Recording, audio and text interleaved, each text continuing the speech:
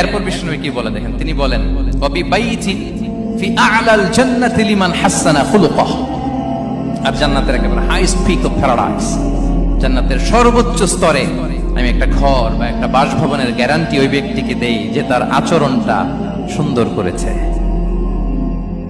যে সুন্দর আচরণের অধিকারী হয়েছে, তাকে জান্নাতের হাইস্ট পিকে আমি একটা বাসভবনের গ্যারান্টি দেই। তাহলে বলেন তো আমাদের আচরণটা সুন্দর করার দরকার আছে না নাই? এটা খুব ছোটখাটো একটা আমল, তাই না? কথা বলেন দক্ষিণ কোরিয়া প্রবাসী ভাইরা, আওয়াজ করে বলেন এটা কি ছোট আমল? দেখলে সালাম দিব, সুন্দরভাবে কথা বলবো, ভালো উইশ করব, হ্যাঁ, হিংসা জিঘাংসা অহংকার থেকে মুক্ত থাকবো, খিটখিটে মেজাজের হব না, অলওয়েজ স্মাইলিং ফেস থাকবে আমার, হৃদ্যতাপূর্ণ আচরণ। এই কাজটা কি ছোট আমল? আওয়াজ করে বলেন এই আমলটা কি ছোট না বড়? প্রিয় ভাইরা, বিষ্ণু ইসলাম